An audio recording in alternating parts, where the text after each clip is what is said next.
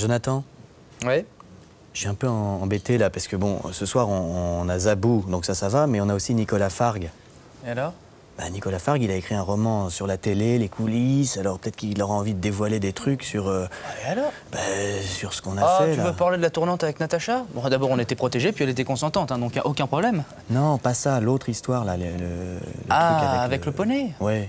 Alors, un poney, ça parle pas, hein, il va pas porter plainte.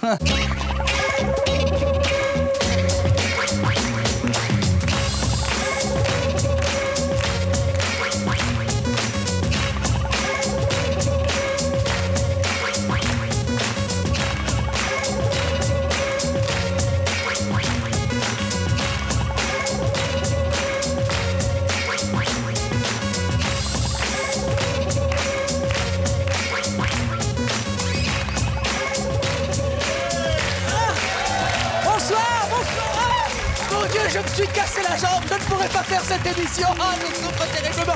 Mais non, bien sûr, tout ça, c'est de la comédie. Bonsoir, Elisabeth Butterfly. Bonsoir, merci. Oui, on peut nous applaudir. Et on accueille, comme chaque soir, Frédéric Becbédé. Hyper bonsoir à toi. Hyper bonsoir à toi aussi. Et hyper bonsoir, surtout à toi. Merci d'applaudir cette émission avant de l'avoir vue. J'espère que vous applaudirez autant à la fin. Vous ne trouvez pas qu'il fait hyper chaud aujourd'hui?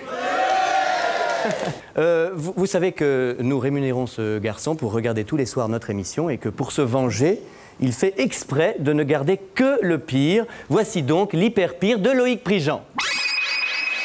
Pour l'hyper show de vendredi soir, on était super ravis d'accueillir l'écrivain Philippe Sollers. Il mettait la main au cul de tout le monde et Becbédé avait des super questions. Vous avez dit que ce roman était un 11 septembre éditorial. Alors est-ce que vous êtes la tour ou l'avion? Mais voilà, Philippe Sollers s'est mis à commencer ses phrases par « Alors, il y a deux écoles en effet ». Alors, il y a deux écoles, en effet. À citer Blaise Pascal sans arrêt. Ça, il y a une phrase très magnifique de Blaise Pascal qui dit... Bah oui, mais c'est toujours mauvais pour l'audience. Puis il s'est mis à dire des trucs pas du tout télégéniques du genre on peut ouvrir des dossiers des écrivains à travers les âges, ils ont toujours à leur manière où c'est intéressant à étudier dans leur biographie des gens comme Hemingway ou bon, c'est-à-dire qu'ils sont l'objet plutôt d'une réprobation parce que tout simplement ils ne sont pas collectifs ou collectivisables. Les dossiers des écrivains à travers les âges. Oui. Et ils ont tous, à leur manière, où c'est intéressant à étudier dans leur biographie, des gens comme Hemingway ou d'autres. C'est-à-dire ils sont l'objet plutôt d'une réprobation, parce que tout simplement, ils ne sont pas collectifs ou collectivisables. Le public déprimé sérieux et Jonathan Lambert tirait la gueule, ce qui est rare. Alors ce dernier a envoyé un signe fort au romancier pour qu'il se ressaisisse. Eh bien voilà. Heureusement, Sollers a compris et il s'est mis au diapason. Il a parlé simple. Je sais faire la mayonnaise. Et il a fait la pute auprès des jeunes. Je suis assez rappeur de nature. Je suis à la télé avec Becbédé et ça me fait pas chier. Et il a même fini par mimer la dernière choré des Destiny Child. C'était atroce, mais promis aujourd'hui, ce sera de la bonne télé. Loïc, vous êtes très malheureux. Et Loïc, cela vous rend un peu fielleux. Mais enfin, c'est normal. Moi, à votre place, j'aurais fait pareil. Bonsoir, Elisabeth Butterfly. Bonsoir, Frédéric. Vous êtes pleine de paillettes et cela rime avec votre prénom. Elisabeth. Tout à fait. Ah oui, ça c'est le DVD de Se souvenir des belles choses, un film de Zabou Bretman. J'espère que cette comédienne et réalisatrice de grand talent va se souvenir de notre émission comme d'une belle chose. Mesdames et messieurs, Zabou Bretman.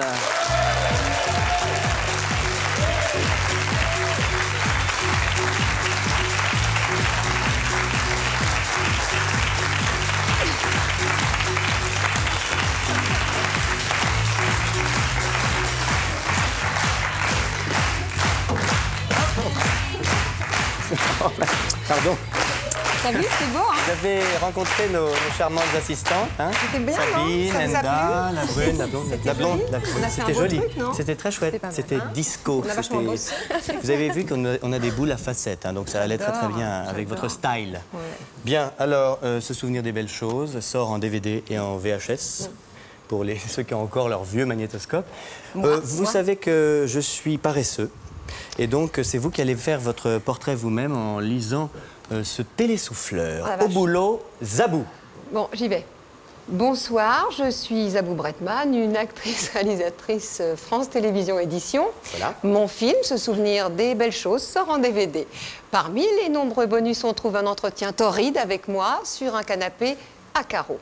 Mon film est plein de moments étouffants d'émotions, mais il y a aussi des performances comme cet acteur qui ne parle qu'en to. Et il y a le type qui répond à toutes mes questions par « je t'encule ». Ça marche, c'est incroyable. C'est François Leventhal qui est toujours C'est à l'intérieur formidable. de l'histoire. Où qu'il soit, François Leventhal est formidable. Bonjour. Je t'encule donc. Ça va bien? Oui, mais vous n'avez pas le droit de le sortir comme ça, le truc. Ça marche pas. Je trouve que c'est pas juste. Non, mais on racontera la scène après, vous en faites pas. Voilà. En 1980, j'animais Récréa 2. Mais oui, c'est vrai. Mais je n'ai plus le portable de Dorothée. Ah bon, alors pourquoi vous l'avez perdu? Vous l'avez perdu, vous l'avez égaré, quoi. Je lis ce qui est écrit. Très bien. Dans mon film, je joue Marie Carrasco, la psychologue, avec des super chemisiers. mais, sommet, je suis aussi la Mademoiselle Adélaïde de l'inoubliable tube d'Arnold Turboust. Oh, bah oui. Une des meilleures chansons des années 80, après Toi, toi, mon toi. Je peux vous rechanter. Oh non, non, non, non. Si, c'est belle. Non, mais non. Le refrain, si vous voulez. Oui. Alors, je suis désolé. Je suis désolé. Je sais plus la musique. Vous feriez mieux. Je vais le dire comme un poème. Mais vous oui, feriez c'est mieux de me laisser. Vous allez finir par me lasser. Vous m'agacez, m'indisposez. Jeune freluquet. Ça vous va bien, ça? Oui, oui, merci beaucoup.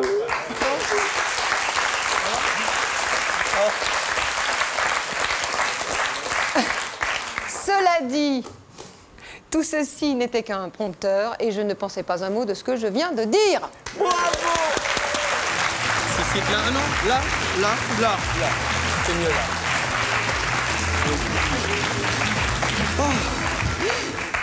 Bien. Se souvenir des belles choses. Nous allons donc faire un bilan, puisque le film, ça va, il est déjà sorti, il a déjà eu son petit succès, 590 000 entrées. C'est moins qu'Astérix, mais c'est beaucoup pour un premier long. C'est vrai? Vous étiez contente? Ah, plus que ça, oui. Ravie. Folle de joie. Pour moi, s'il avait fait 300 000 entrées, je pensais que c'était vraiment très bien et très beau. C'est un sujet difficile Enfin, difficile. Tout le monde m'a dit c'est un sujet difficile. Je l'ai jamais pensé, moi, mais bon. C'est une love story entre deux amnésiques. Est-ce que c'est un pitch qui vous convient? Un pitch qui me convient? Oui, ça me convient comme pitch. Oui, c'est ça. Oui, entre deux... Oui, c'est ça. Il y en a une, elle perd lentement la mémoire et lui l'a déjà perdue. Et en fait, avec l'amour, elle va lui donner... Et l'amour et sa mémoire, elle va lui laisser sa mémoire. Ils vont en fait, voilà, ils vont s'échanger. Ouais, c'est vaste communicant. Ouais. Mais enfin, moi, je trouve ça flippant, je le dis. Hein. C'est-à-dire que de se dire qu'en fait, nous ne sommes que notre passé. Et si on efface ce disque dur, nous disparaissons, quoi. L'amour, par exemple, peut être oublié, peut disparaître. Mais ça, c'est une chose que vous avez vue dans un reportage. Je trouve ça ça, c'est vraiment flippant. C'est-à-dire qu'on a l'impression que la mémoire affective ne peut pas partir. On se souviendra toujours, on aimera toujours son enfant, on se souviendra toujours que c'est son enfant, que c'est son père, que c'est sa mère. Ça aussi, ça peut partir. Et ça fait peur. Alors, Télérama a dit un film émouvant, positif, on s'en souviendra. Femme Actuelle a dit le film est de ceux qui ne s'oublient pas. Donc, déjà une petite note d'esprit là.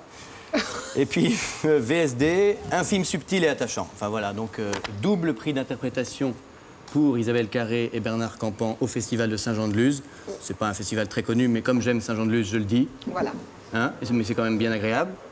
Et tout de suite, une bande-annonce pour vos petits yeux. Ça, vous avez vu la lune hier soir? Ouais, c'était beau, hein? On voyait juste un filet d'or comme ça. Et demain, elle aura disparu. La ligne est une menteuse. Quoi? C'est vrai, il a raison. C'est le contraire. C'est mon père qui m'a appris ça avant de se faire la malle.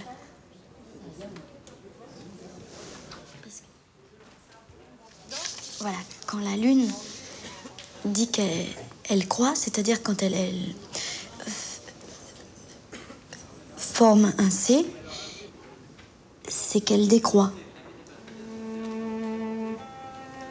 Et quand elle dit qu'elle décroît, c'est-à-dire qu'elle forme un D, et ben c'est qu'elle croît.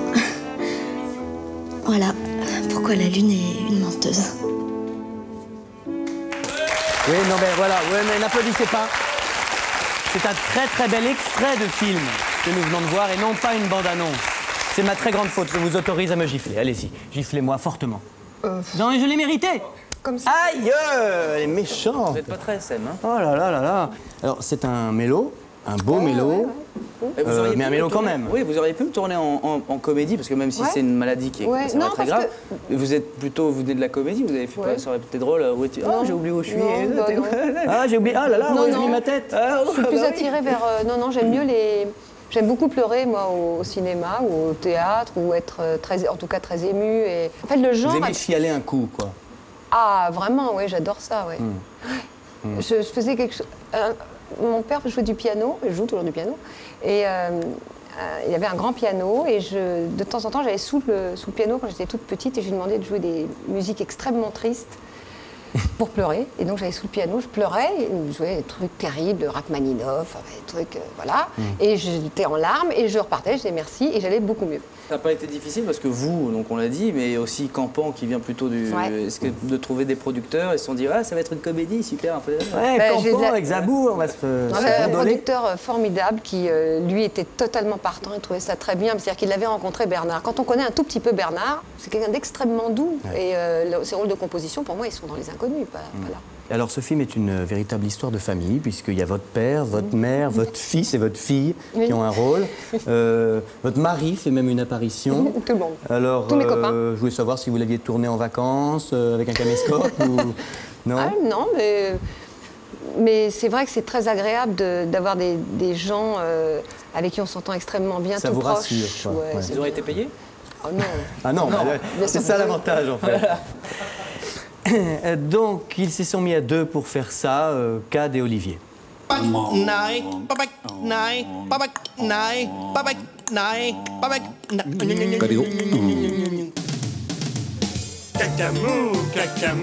Cacamoulax. Bonsoir et bienvenue au Camoulox avec deux nouveaux candidats. À gauche, Gilou. Bonsoir Gilou. Oui, bonsoir, je m'appelle Gilou, j'ai 32 ans, je suis anesthésiste à l'hôpital de Lyon. Anesthésiste? Oui, c'est-à-dire que je n'endors que les femmes qui s'appellent Agnès. Très bien, vous êtes marié? Je me marie la semaine prochaine. Ah oui, et comment s'appelle l'heureux élu? Je sais pas encore. Un hobby? Non, un Zodiac à moteur, j'aime pas la voile. Ah bon, non, mais enfin, désolé, c'est tombé. À vos côtés, il y a Hervé. Bonsoir Hervé. Oui, bonsoir, je m'appelle Hervé Morille, j'ai 47 ans et je suis l'ancien chanteur de Kiss. Non, c'était vous? Vous pouvez nous faire un petit air de Kiss pour que tout le monde se souvienne? I was made for loving you, baby. Parfait. Vous êtes marié? Oui, avec l'ancien chanteur de Motorhead. Une passion, un passe-temps? La peinture. Quel style? Les volets. J'aime bien peindre les volets. Bien, on va pouvoir commencer cette partie. Ma doudou joue du bignou. Pierre Billon? Je passe. À vous la main, Gilou. Je brûle un G9 et je loue Georges Belair. Bien joué, vous marquez 8 merguez. Hervé, mercantile ou savana? Je bois un couscous et je marie ma chatte. Marie ma chatte, c'est la carte mystère. Et avec ceci? Ah, ce sera tout, merci. Bien joué. Vous garnissez votre salopette de 5 jetons, Gilou. Je farcis un scout et je parfume un dos d'âne. 10 de Pâques, bien joué. Hervé, repoussoir ou quart de lune? Je tente le traversin magique. 6 plus 6 égale la tête à Dominique Baudis et vous tombez en case Saint-Tropez. 10 secondes de Galabru. Ah, Cruchon! Gilou, il ne vous reste que le tire-poulet ou l'arrache Cosette. Vous pouvez bien sûr réfléchir. Gilou? Je tente le tiramisu malgache. Ah non, vous ne pouvez pas. Il y a Linda Lemay qui mange sa culotte en diagonale. Vous reculez donc de 3 espadrilles. Hervé? Je pêche un tire-fesse et je m'habille comme Tex. Vous avancez de 6 bulots. Gilou?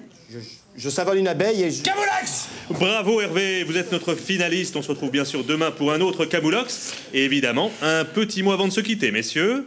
Tang? Tang. Bonsoir et à demain. Cacamoulax. Alors, on va parler un peu de votre carrière. Zabou, vous avez chanté, vous avez présenté Récré à deux, vous avez joué la comédie et réalisé un premier film. Vous êtes une touche à tout. Est-ce qu'on vous saoule pas avec la dispersion? On saoule pas, c'est qu'on me le reproche? Oui. Oui, un peu, oui. Un petit peu. Pourquoi c'est ça pas très grave. Pourquoi ce goût pour le dilettantisme ou l'éclectisme, de zapper entre plein d'activités? Je sais pas, peut-être la peur de rester dans une seule chose et l'envie de faire beaucoup de choses avant de mourir probablement et aussi peur de l'ennui. Non, oui peut-être. Non, je suis pas sûre. Je pense qu'il y a mettre ce qu'on a envie de raconter de la vie.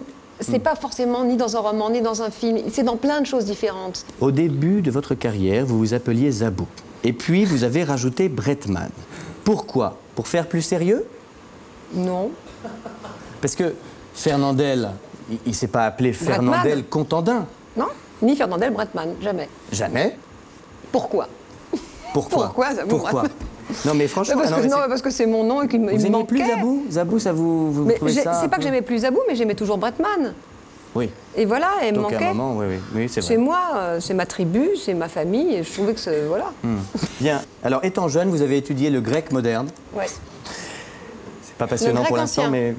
Le grec ancien. Surtout. Oui. Alors, nous allons vérifier ça tout de suite en jouant avec Damien Baïzé.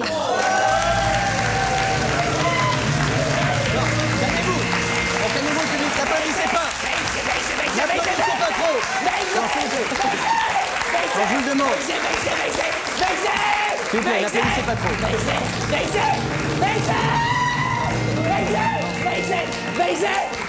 Non, Zabou, non. Non, vous inquiétez pas. Il ne faut pas trop applaudir parce que ça l'énerve beaucoup. C'est quelqu'un d'un peu déséquilibré. C'est quelqu'un d'un petit peu énervé. Vous savez, il vit dans une cave. C'est pas facile pour lui. Il habitait avant rue Pierre de Mour. Maintenant, il habite au quai André Citroën, au sous-sol. Je vous demande, public, chéri, je vous demande de rester calme parce que ça l'énerve. Non, ça l'énerve. Bonsoir Damien. Bonsoir Damien. Bon, oui. Non, Bec BD. Bon. Alors, Zabou, je vais vous poser une série de questions liées à la Grèce. Hein. Ne craignez rien. Simplement, il faut que vous sachiez une chose, c'est qu'à chaque bonne réponse, les infirmiers vont maintenir la corde. En revanche, si vous répondez mal, on va lâcher 1 mètre de corde. Non, 1 mètre, il est déjà 1 mètre. Il est à 2 mètres et demi. Vous le reculez. Il est à 2 mètres et demi. Bon, d'accord. Bien. Alors, j'espère pour vous que vous allez bien répondre. Je regarde si je suis mobile. Bien. Première question, Zabou. Je suis prête à partir. Quelle est la 3e lettre de l'alphabet grec? Est-ce que c'est Gamma, Ariel ou Homo? Alors, c'est Gamma. Gamma, bonne réponse. Damien, vous ne bougez pas. Maintenez, monsieur. Alors, si on faisait péter une bombe atomique sur Athènes, combien y aurait-il de morts? 3 503 916, 3 503 917 ou 3 503 918? 3 503 918. Mauvaise réponse. Mauvaise réponse à vous. Lâchez 1 mètre de corde, s'il vous plaît. Non, il n'a pas fait l'amour depuis 1972. Donc il est un petit peu frustré sexuellement. Arrêtez ces questions-là. C'est franchement, je suis désolé. J'aime pas être un fantôme, c'est pareil. Ce n'est qu'un jeu. 3e question. La maison des horreurs. Alors. Non mais concentrez-vous. En parlant de la coupe de cheveux de Nana Mouskouri. Ouais. Non, c'est un truc impossible à répondre. Non. Jacques Desange a déclaré. Non. En parlant de la coupe de cheveux de Nana Mouskouri, peut mieux faire, c'est à chier, ou on dirait un mec. Peut mieux faire. Mauvaise réponse. Lâchez 1 mètre de corde. Lâchez 1 mètre.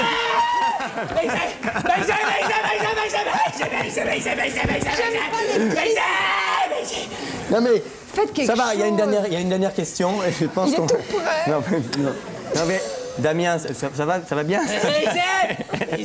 Bien, parmi ces 3 plats. Isabelle, parmi ces 3 plats, lequel a fait la renommée de la Grèce? Rien.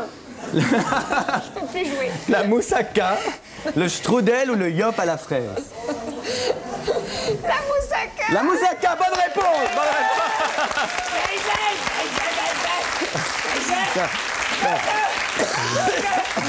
Non, vous reculez. Non, vous n'êtes pas sympa, Zabou. Oui, vous voulez dire quelque chose, Damien? Ah oui, effectivement, un des infirmiers a un lacet défait. Oui, tout à fait. Oui. Non, c'était un subterfuge. Récupérez Damien, vite. Faites attention, récupérez-le. Non, il est très dangereux. Il est extrêmement dangereux. Ah, il est retors, il est malade. Il est malade. Ouais, là, c'est vraiment... J'aime pas ça, ça me fait peur. Je suis désolé, je suis vraiment navré. Je demande pardon. En même temps, bon, bah voilà, c'est comme ça. Alors, pour se remettre de nos émotions, nous allons regarder de la publicité.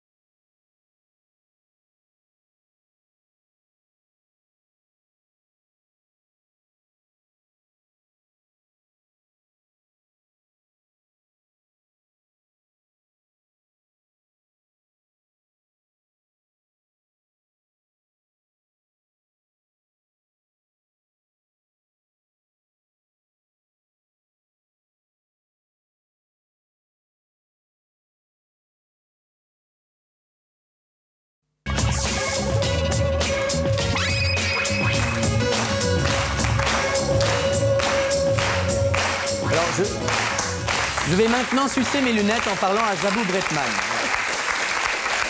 Bien, alors Zabou... Non mais ça fait un télo, hein, faites pas gaffe. Donc le DVD, Frédéric DVD. Non, ça s'appelle Se souvenir des belles choses. Et alors, qu'y a-t-il? Parce que sur les DVD, il y a souvent des bonus. Qu'est-ce qu'il y a comme bonus pour notre ami acheteur qui me regarde? Salut à toi. C'est bien de le saluer, je trouve, c'est beau. Je me souviens pas. Alors vous allez lire ce qu'il y a écrit là, hein, et puis comme ça on en aura fini parce que... Des scènes coupées et commentées par la réalisatrice. La bande son pour non-voyants, alors ça c'est... Et la bande-annonce. Je l'ai vue projetée dans une salle pour non-voyants, il y avait donc moitié aveugle, moitié voyant, et je l'ai écouté comme ça. C'est-à-dire que il vous raconte les images, mais d'une manière très sobre. En plus du dialogue, il y a des voix. Oui, mais c'est-à-dire que le film est projeté, et c'est ça, en plus du dialogue, j'ai essayé, j'ai fermé les yeux et j'ai écouté les images, on va dire. Et c'est bouleversant, je me suis fait avoir, mais totalement, et j'ai trouvé ça magnifique. Et il y a beaucoup de... Et les films commencent à se faire comme ça, je trouve ça vraiment bien, quoi. Donc achetez-le les yeux fermés. Ah non, mais attendez, ce qu'on va voir maintenant, les moins, c'est le Flash Info de Jonathan Lambert.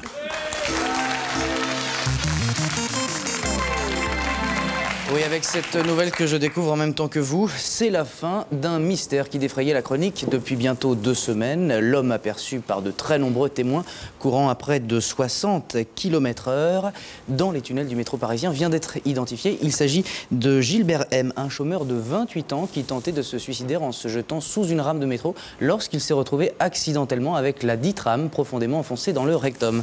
Alors, heureusement, les techniciens de la RATP sont rapidement parvenus à désincruster la rame du métro du rectum de Gilbert et tout est bien qui finit bien puisque Gilbert a finalement réussi son suicide en se jetant du 3e étage de la Tour Eiffel. Tout de suite la suite.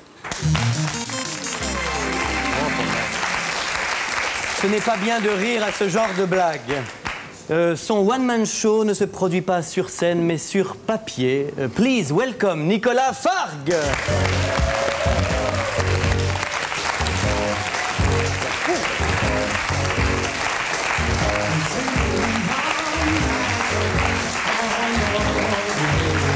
Merci de l'accueil. Merci. Ça se passe bien, vous êtes bien entendu avec Enda et Tout va bien, bye. Venez là, venez là. Petit canaillou, comme disait l'autre. Alors c'est ça, One Man Show, c'est chez POL de Nicolas Fargue. C'est votre 3e roman. Mais comme je suis un gros flemmard, vous allez lire votre portrait tout seul. Au boulot. Bonsoir, je m'appelle Nicolas Fargue. Je suis un écrivain POL. POL, c'est un éditeur. maison d'édition. Voilà. Mon nouveau livre s'appelle One Man Show. C'est pas un titre en français, je suis désolé. Voici 5 raisons de lire mon livre. 1, c'est de la vraie littérature. Ça, c'est gentil, ça. Mon livre n'est pas lourd à lire. C'est vrai. Non, ça se lit facilement. À la page 120, je parle de la page 120. Il y a presque une scène de cul et un dénouement, un rebondissement. Voilà. Presque une scène de cul, ça il faut dire presque. Oui, mais ça se fait vendeur quand même. Alors 3e raison. Mon livre est un livre à la mode, la preuve, je suis là. 4e raison. Ça, c'est pas très gentil. C'est pas grave. Mon livre, c'est de l'autofiction, qui est un mot compliqué pour définir la littérature qui ressemble à une conversation au téléphone. Dans mon livre... Alors ça, c'est la 5e raison, mais c'est ma préférée. Je parle de Frédéric Beigbeder, mais plusieurs fois, donc il y a plein de pages où je parle de faux. Mais je précise que je ne parle pas de Frédéric Beigbeder pour me faire inviter par Frédéric Beigbeder. Non, mais ça marche quand même. Alors, ça marche quand même. Continuez. Bon, c'est sans grosse méchanceté, je dis que ces livres me tombent des mains, je ne dis pas qu'il fait nettoyer ses slips à sec et qu'il a encore plus la grosse tête qu'Ardisson. Non, je le dis pas parce que je le pense pas. Enfin, je vous connais pas personnellement. Non, on se connaît pas. A priori, je le pense pas. Première fois qu'on se rencontre, c'est pas truqué. Ceci dit, c'était un prompteur que j'aurais écrit plus fluide et je ne pensais pas un mot de tout ça, bien sûr, évidemment.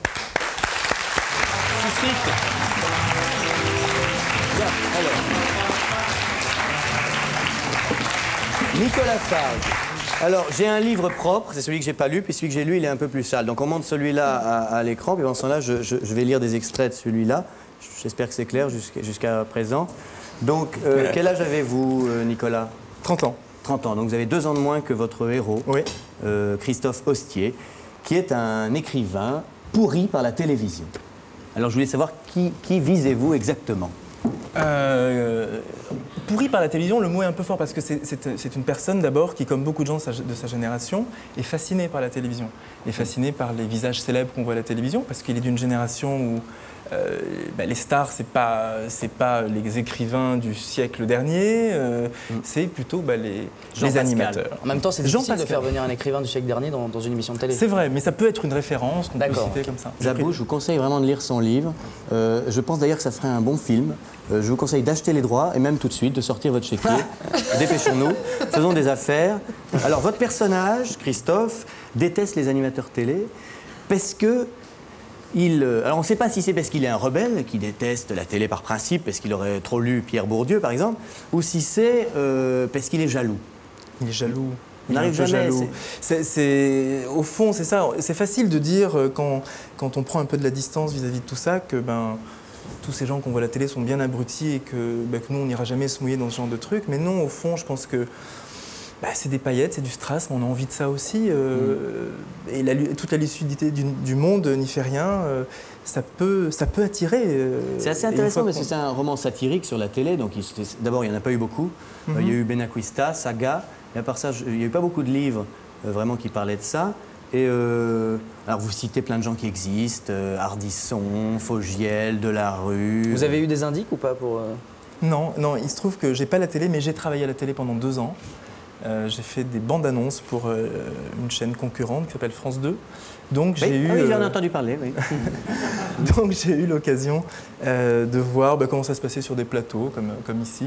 Sauf que je me suis jamais retrouvé de ce côté-ci des caméras et ça me fait un drôle d'effet, je dois dire. Alors vous dites sur Ardisson, que je connais un peu, vêtu de noir comme à l'écran, 1,72 m environ, plus épais qu'à l'écran, les cheveux coupés en brosse, la peau du visage grisâtre et plus fatigué qu'à l'écran.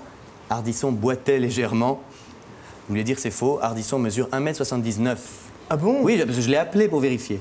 Ah bon? Oui. Mais moi, je l'ai croisé, Ardisson. Bon, il m'a pas vu, bien sûr, mais moi, je l'ai vu qu'il était plus petit que moi. Je fais 1,77 m et j'ai dû calculer en me souvenant au moment d'écrire ce passage que ça devait faire 5 cm de moins à peu près. Alors non, sérieusement, votre héros, c'est un anti-héros d'ailleurs. Il est lâche, il est égocentrique, il veut tromper sa femme, quitter ses enfants, mais il n'ose pas vraiment. Est-ce que vous pensez qu'il est symbolique du trentenaire d'aujourd'hui? Oui, il me semble que ce personnage, enfin de ce que j'ai voulu en faire, c'est quelqu'un qui représente un peu, on va dire, on va utiliser des grands mots, je pense que les femmes pourront comprendre la lâcheté masculine, cette façon finalement de faire les choses sans les faire, de dire oui, oui, je veux construire, je veux faire ma vie avec toi, et puis regarder la première minette qui passe, et puis voilà. Cela dit, c'est vrai qu'il y a une tendance dans la littérature contemporaine à l'exhibitionnisme. Et c'est un peu c'est un peu le sujet, puisque votre héros est écrivain lui-même. C'est ce point commun entre l'autobiographie et le loft, quoi. Bah oui, où est la différence entre Christine Angot et un lofter, par exemple? Quelle est la différence? Je pense qu'avec le temps, avec la télévision, avec les jeunes auteurs qui sont invités à la télévision, la différence devient de plus en plus ténue. Combien de gens, après avoir vu des films avec Al Pacino ou De Niro, qui finissent par le devenir dans la vie, à essayer de les singer et à y croire. Ah, ça c'est vrai. Moi je regardais Casimir, je faisais des UV pour être tout orange. Jonathan, puisque vous avez la parole, je crois que oui, vous êtes je suis un peu à plat. Hein, je vais me chercher un café, ça va un petit peu me... Oui, c'est préférable. Merci. Vous en voulez un peut-être, non? Oui. Non, non, merci. Non, rien. Je me méfie de tout. Et dis-moi, hier je suis pas rentré au bain douche, c'est pas normal? Allez, dégage. Dis-moi Frédéric, t'auras un petit peu de matos là? Non, attends, je suis pas le vrai Frédéric Becbédé. Parce qu'avec l'équipe technique, là, on va faire un petit peu la fête ce soir. Nourdine, je suis pas le vrai Frédéric Becbédé. Depuis que t'es à Canal, toi, t'as pris la grosse tête, hein? Mais je suis pas le vrai Frédéric. Pardon? Ah, John, t'auras un petit peu de matos? Du matos? Bah, un petit truc, un petit remontant, mais bien puissant. Ça va? C'est assez puissant, là? Ouais, c'est bien. Faut-il que je lui en mette une autre? Non.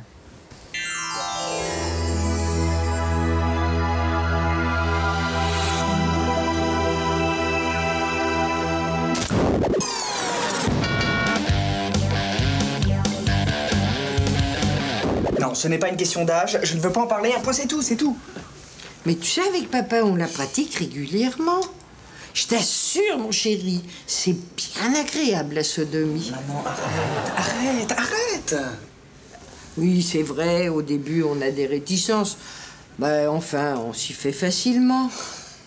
C'est papa qui a voulu qu'on s'y mette. Maman, arrête. Tu la pratiques pas avec Sylvain? Si tu veux, écoute, je vais lui en parler.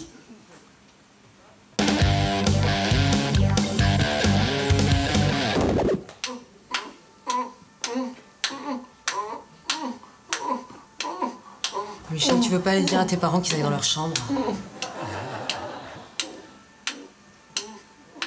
Nous sommes toujours en compagnie de Zabou Bretman, qui vient nous parler de se souvenir des belles choses, et de Nicolas Fargue, qui vient présenter ce one-man show sur papier chez POL. Zabou, est-ce que ça vous dérangerait de me lire la page 105? De nous le lire. Hop, j'adore lire. Voilà. Alors. Invisible, mais maître incontesté des lieux, le réalisateur de l'émission donnait des ordres nerveux, amplifiés par haut-parleur depuis la salle de régie, où il était enfermé avec une demi-douzaine d'assistants et de techniciens. Puis, le public entra en file indienne, intimidé, émerveillé et discipliné. Le stagiaire Otokiwoki fit asseoir tout le monde sur les marches d'une estrade construite en demi-cercle. Voilà. Les filles se passaient les mains dans les cheveux et les garçons riaient grassement. Au bout de 3 bons quarts d'heure d'attente, au cours desquels commandé par le réalisateur, les techniciens œuvraient à des réglages inaccessibles aux profanes. Les chroniqueurs de l'émission pénétrèrent à leur tour sur le plateau et allèrent s'asseoir autour de la table en verre, vérifiant discrètement au passage qu'on les regardait.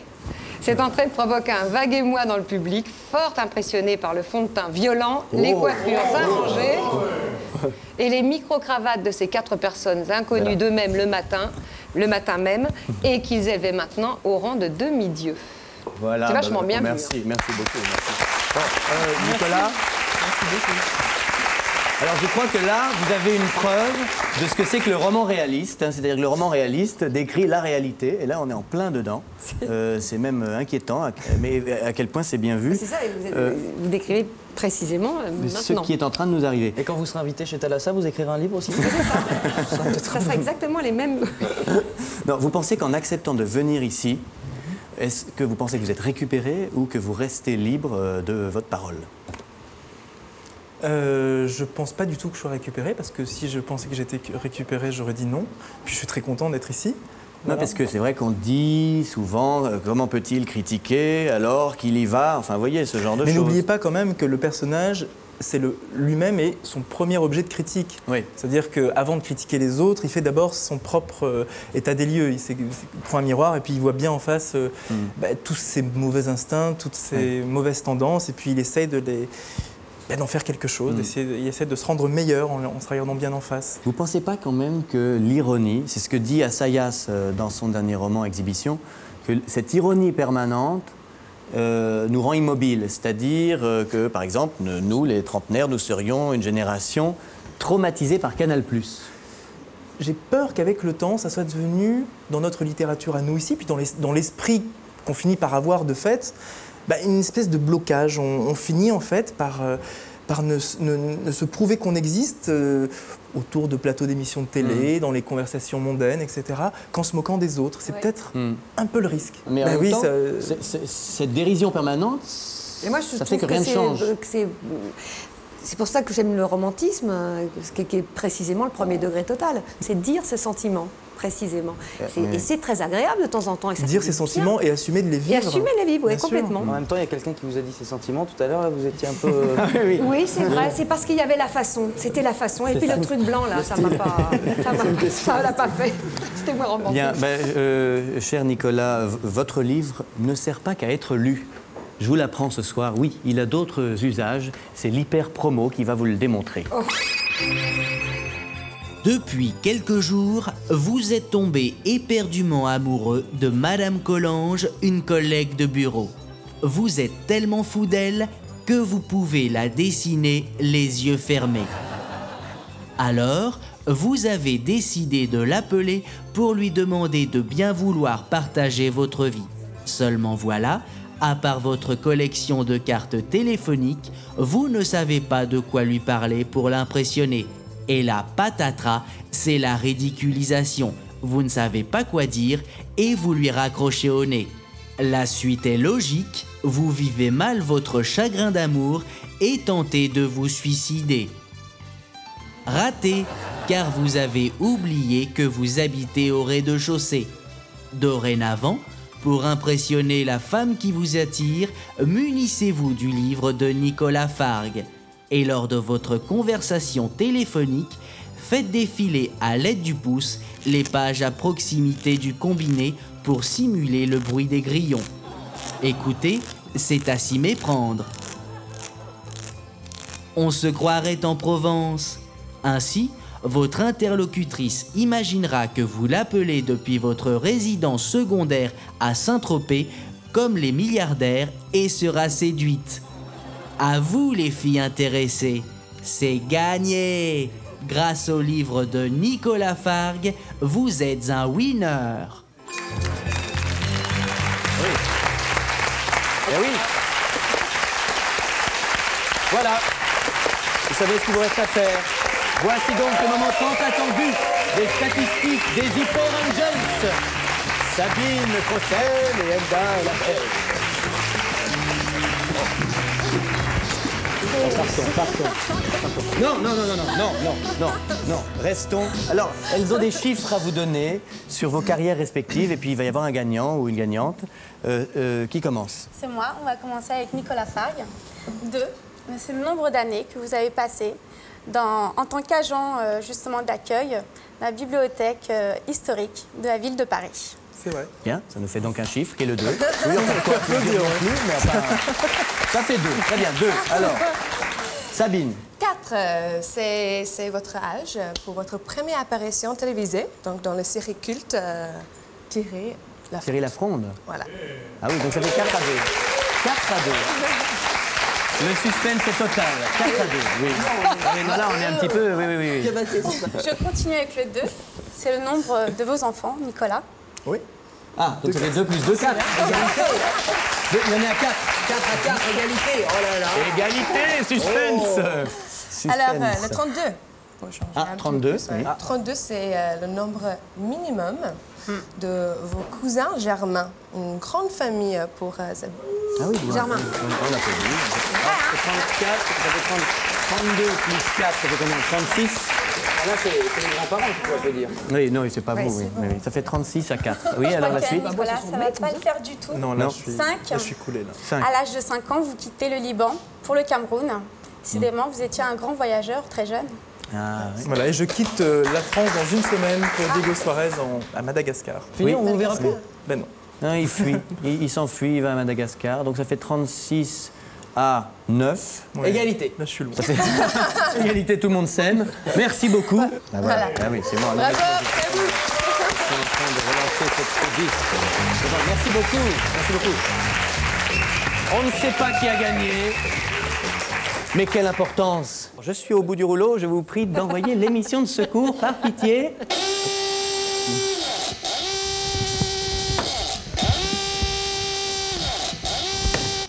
L'émission continue, comme disait Jean Marais. Jean Marais. Zabou Brightman, Nicolas Fargue, bonsoir. Bonsoir, Frédéric Becbédé. Alors, vous ne vous connaissez pas, et pourtant, Zabou, Nicolas Fargue a écrit un livre sur les coulisses de la télé. Et vous vous souvenez des belles choses. Et bien les coulisses, je vous les montre. Allez, on n'a rien à cacher. Venez, voilà, regardez. Les coulisses de la télé. Bah, là, vous avez voilà, une fille qui dort, peut-être pas. Là, il n'y a pas de vitre, hein. Regardez, il n'y a rien du tout. Et voilà, on est dans les coulisses de la télé. Alors, à la télé, vous avez quoi? Bah, de la moumoute, hein, Christine Bravo, Anne Sinclair. Ah ben oui, regardez, Philippe Gildas. C'était pas de ses vraies oreilles. C'est de la fausse, c'est toutes petites oreilles, en fait. Ça vous l'avez dire. Voilà. Qu'est-ce que c'est? Ah, tu vois, qu'est-ce que c'est que ça? Ah bah, de la farine. La farine à gâteau parce qu'on fête l'anniversaire à la télévision. Et pistolet de télévision. Hop là, ah, on y va! Ah ok, d'accord. Oui. C'est le faux Becbédé, donc on met un vrai pistolet. Super drôle. Au secours! Au secours! Merci. Ça m'a beaucoup épaulé, hein, ça, c'est chouette ce que vous faites. Eh bien maintenant, je voudrais vous poser un nouveau questionnaire que j'ai fait hier soir bourré. Le questionnaire des VRP. Parce que vous savez que Dominique Noguez, grand écrivain, a dit que les artistes étaient tous devenus des VRP d'eux-mêmes, sans arrêt en train de faire leur autopromo. Alors comme là, nous avons 2 produits culturels, je vais vous poser des questions de VRP. Donc on commence, Zabou. Alors niveau code couleur, hein, est-ce que c'est pas un petit peu plagié sur Amélie Poulain, là? C'est-à-dire que, on va dire que le vert existait un petit peu avant et que comme c'est sorti très peu de temps après, tout le monde a vu la... Enfin, je pense qu'il y a eu d'autres affiches avec du vert, mais voilà. Bon, d'accord. Nicolas, vous pensez que ça va dépoter en linéaire, là? Vous avez fait quoi comme PLV? Ah, c'est le questionnaire VRP. Non, là, il faut traduire. Là, je sais pas. PLV, je PLV, publicité sur le lieu de vente. Vous avez fait des kakémonos, les trucs qui pendent au plafond. Vous avez fait des têtes de gondole. Allez-y, quoi. Il y a quoi pour dépoter, là? Pour dépoter, là, je vois pas trop, là, dans les acronymes dépoteur, là, non. Non. Bon, alors, niveau plan média, Zabou, niveau plan média, c'est plutôt du Hardisson, Fogiel, Ruquier, Lombroso, ou vous jouez juste l'hyper chaud parce que c'est les CSP+, à fort pouvoir d'achat compulsif? Ouais. Là, par exemple, c'est votre combienième interview ce soir? Sur le DVD? Oui. Pour la sortie du DVD? Du Frédéric DVD. Du Frédéric DVD? C'est la première. Télé. Première télé. Première télé. Bien. Alors j'espère que première télé, qu'elle portera chance. Ce sera une émission importante dans votre plan média personnel. Merci. Bien, Zabou, comment faites-vous quand vous êtes dans la rue et que vous devez héler un taxi? Vous dites quoi? Je dis quoi? Oui. Non. Oui? Ep taxi. Ep taxi. Merci beaucoup.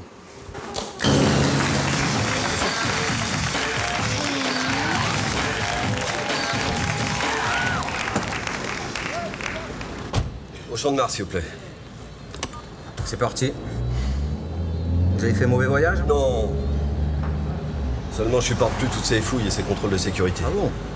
Eh oui, comme si ça évitait les drames. Ouais, non, ça sert à rien. C'est juste à faire perdre du temps passager. Ah oui, c'est des amateurs. J'aimerais bien savoir, pour chaque vol détourné, ce qui s'est passé lors des contrôles et des embarquements. Oh, bah c'est simple à savoir, hein. Vous avez vu les questions qu'ils posent?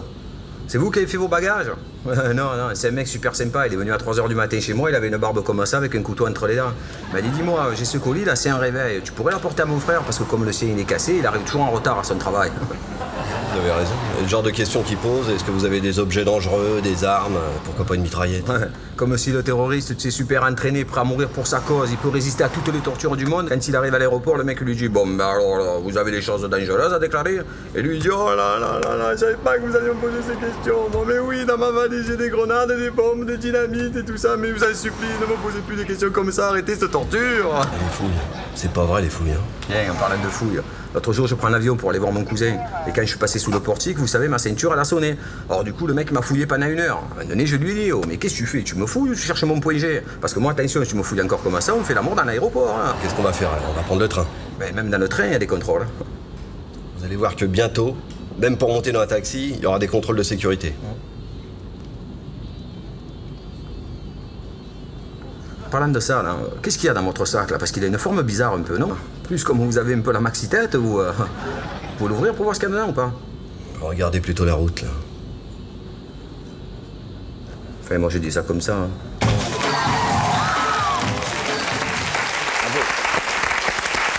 Le moment est venu de se séparer, les enfants. Je sais que c'est triste, mais bon, la vie continue. Alors, merci beaucoup, Zabou Bretman. N'oubliez pas de vous souvenir des belles choses en DVD. Le livre de Nicolas Fargue s'intitule One Man Show. C'est chez Paul Oczakowski-Laurence. Tout de suite, Omar et Fred, suivi de La Réclame et des Guignols. Merci d'applaudir cette émission. Oui, Père, à demain.